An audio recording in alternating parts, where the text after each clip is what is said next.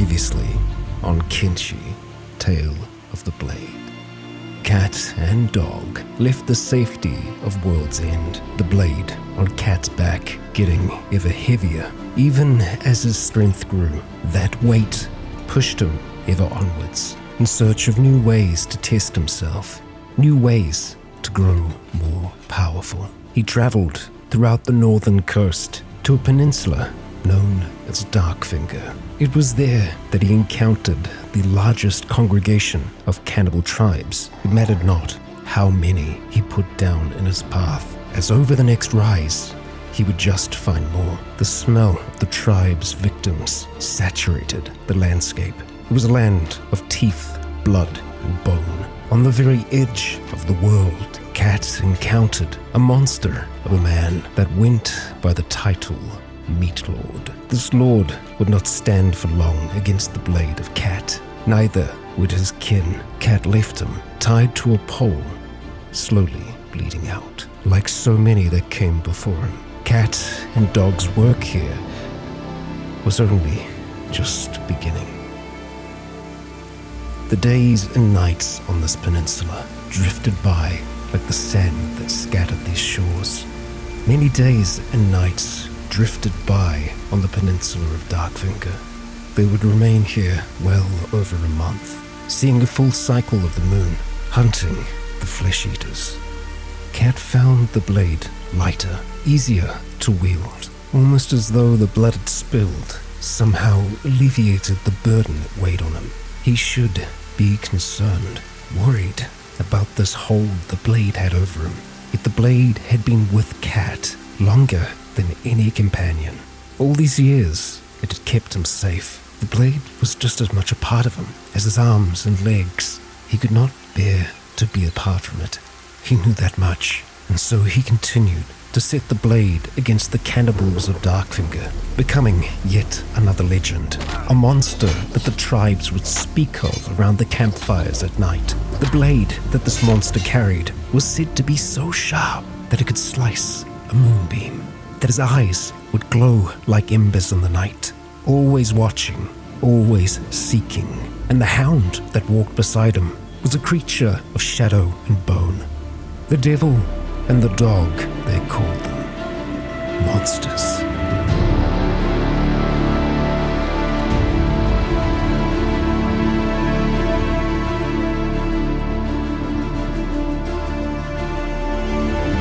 The sound of combat leaves Cat's mind as he tries his best to collect and focus his thoughts.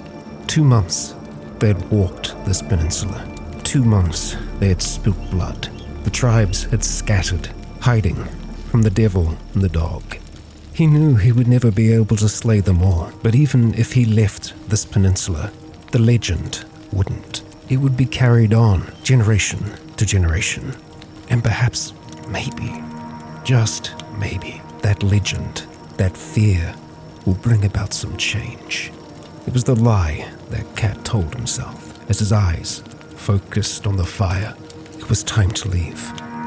Time to move on. The second peninsula, Sun Kun, beckoned. Beneath it, the battlefield of Bast, and to its east, the great endless desert. They should wait till the morning to travel. Yet they were nearly out of provisions. They'd need to find a town again soon. So into the night, they went. Yet their travel out of Darkfinger wouldn't be right without a little more blood. When was it ever? Bloody work, but work that the devil and the dog were deadly proficient at.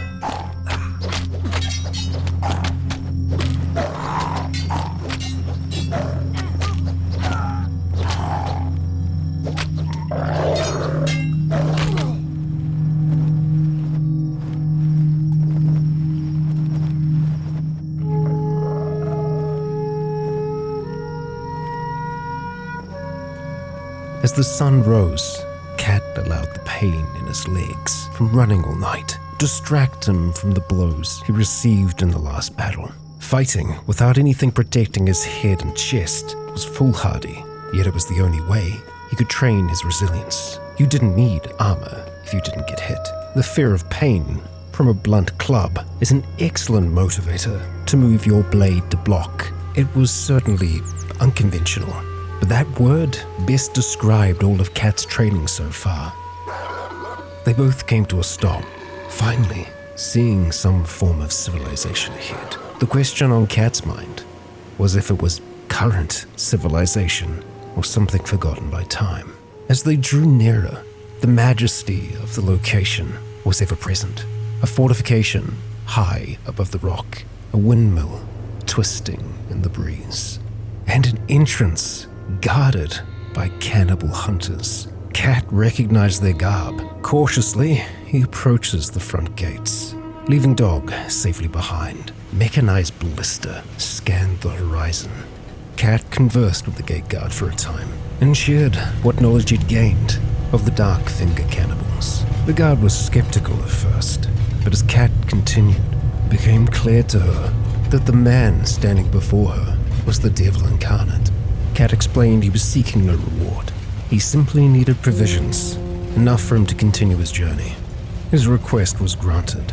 However, it would take time to pull the provisions together, and so Kat waited, sitting atop the tower, listening to the tales of the others. The afternoon slipping by.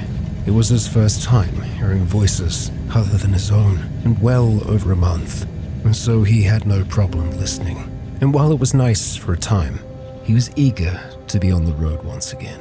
With his pack finally full again, the duo left, turning their path northwards, along the coast of Sinkun.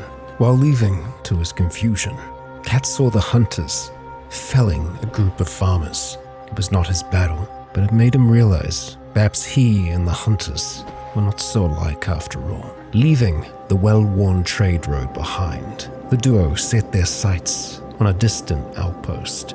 From the look of it, it belonged to the very same farmers that were slain by the cannibal hunters of the Bastion. To his distant eye, they looked like ordinary folk, hivers and Greenlanders. Yet as they grew nearer, a sound stirred behind Kat. Two fell immediately to the swing of his blade. It was an ambush. It would seem he judged the hunters too quickly. With the bulk of the group slain, Dog charged the archers in the distance, and Kat was quick to follow. He removed the bolts from the bone plates of Dog. He didn't know their intention, but on the surface it seemed to be to kill. Perhaps it was the blade they sought. The thought played in Kat's mind, echoing to no end. He would leave then, travel further north, keep the blade away from their prying hands. Reaching the end of the world again, the endless ocean lay before them.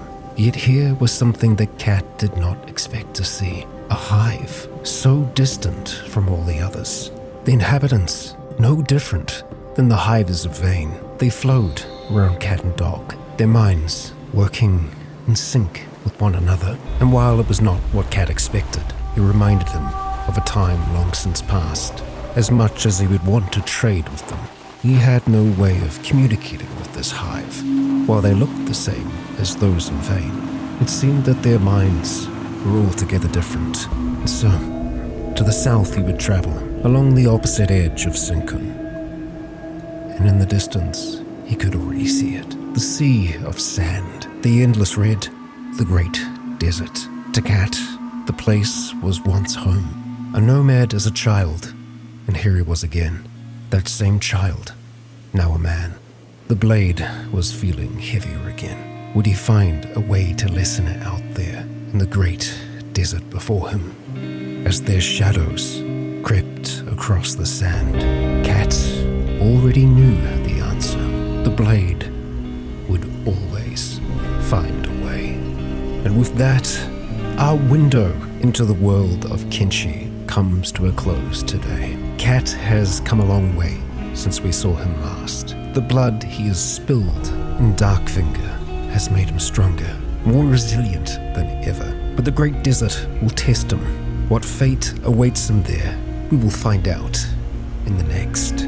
Legionnaires, I thank you for your patience on this episode, but it's great to be back in a new year with the tale of the blade continuing on. If you enjoyed today's episode, please consider leaving a comment. or a like to let me know if you enjoyed the show. It goes a long way to keeping these episodes ongoing. But for now, I have been Rycon. You have all been awesome. And until next time, stay